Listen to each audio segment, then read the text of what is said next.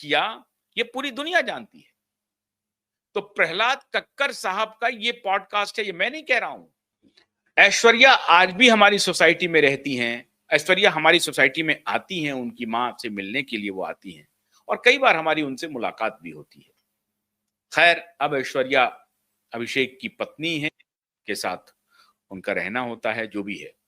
ऐश्वर्या राय को जो अब्यूज करते थे माननीय खान साहब, ये जग विदित है। और अब किसी को प्रहलाद कक्कर तो झूठ नहीं बोलेंगे। अरे भाई, शाहरुख खान झूठ नहीं बोलेंगे। शाहरुख खान से इनके रिश्ते बिगड़े ऐश्वर्या की वजह से। क्यों? क्योंकि चलते चलते मूवी में पहले ऐश्वर्या राय थी और उसमें उस सेट पे माननीय खान साहब पहुंच जाते थे और उनको अब्यूज करते थे। ये झगड़ा इतना बढ़ गया कि आखिर में शाहरुख खान को निर्णय लेना पड़ा कि साहब अगर यही रवैया रहा तो ऐश्वर्या के चक्कर में ये रोज आएगा, रोज गाली गलौज करेगा, रोज ऐश्वर्या को डिस्टर्ब करेगा, ऐश्वर्या एक्टिंग नहीं कर पाएगी ठीक से और हमारा तो भट्टा बैठ जाएगा। तो हम तो साहब इनके साथ कर नहीं पाएंगे। तो उन्होंने एक रास्ता निकाला कि भाई एक ही रास्ता ये हो सकता है कि माननीय ऐश्वर्या को ही कहा जाए कि आप मेरे ये फिल्म छोड़ दीजिए, मैं किसी और को साइन कर लेता हूं। और वही हुआ। चलते चलते मूवी को ऐश्वर्या को छोड़ना पड़ा और बाद में रानी मुखर्जी उस मूवी में आई। तो सारे लोग झूठ बोल रहे हैं। और ये किस तरह से आकर के अपनी ब्रांडिंग कर रहा है, स्टेज पे आकर के खड़ा होकर के ब्रांडिंग कर रहा है कि काम मिला क्या। इनकी सारी हैकड़ी अभी भी कायम है। दबंगई, दबंग ये बने हुए हैं। प्रहलाद कक्कर झूठ बोल रहे हैं। शाहरुख खान ने कहीं कुछ बोला तो नहीं, लेकिन पूरी दुनिया जानती है कि चलते चलते मूवी से क्यों ऐश्वर्या राय को हटाना पड़ा। और ये आखिर में ऐश्वर्या राय भी प्रेस कॉन्फ्रेंस करके बताई है, दबी जुबान में। हालांकि मैं तो हैरान हूं कि ये ऐश्वर्या राय उस वक्त नई नई होंगी बेचारी, इनको पता नहीं होगा इसके बारे में, इस लफाड़ी के बारे में। मैं तो लफाड़ी बोलता हूं इसे। ये 2 टके का एक्टर है।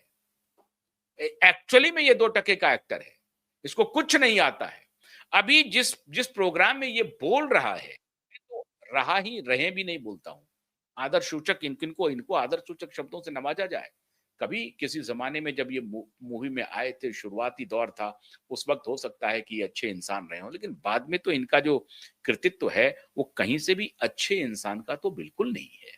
इसीलिए हम इन्हें आदर सूचक शब्द तो बोलते नहीं है माननीय सज्जन के बारे में।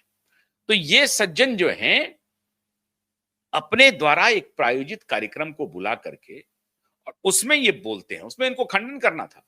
और जब आप उसको वीडियो को देखेंगे तो आपको लगेगा कि ये पूरी तरह से नशे में धुत है, पूरी तरह से नशे में है। जब आप इनकी बातचीत को देखेंगे ना, तो आपको लगेगा कि नशे में है। ये शराब पी करके एक्टिंग भी करते हैं। अब तो टेलीप्रॉम्प्टर से बोलते हैं सब कुछ को। वहां पे ये बोल रहे हैं कि आपने दबंग कहा, तो दबंग से मुझे याद आया कि हमारी इंडस्ट्री में एक और दबंग है।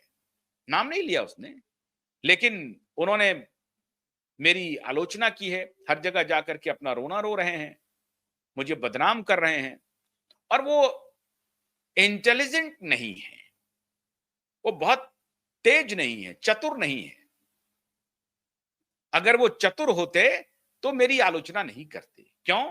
क्योंकि मेरी आलोचना नहीं करने से उन्हें काम मिल जाएगा, और काम मिल जाएगा तो पैसे मिल जाएंगे, पैसे मिल जाएगा तो उनकी जिंदगी बढ़िया ऐशो आराम में गुजरेगी। ये कहना चाहता है ये शख्स कि अगर वो हमसे बना के चलेगा, मतलब हमसे रिश्ते को ठीक करके चलेंगे, तो उनका फायदा होगा। और अगर हमसे रिश्ते उनके खराब होंगे तो उनको नुकसान होगा। इसीलिए वो इंटेलिजेंट व्यक्ति नहीं है।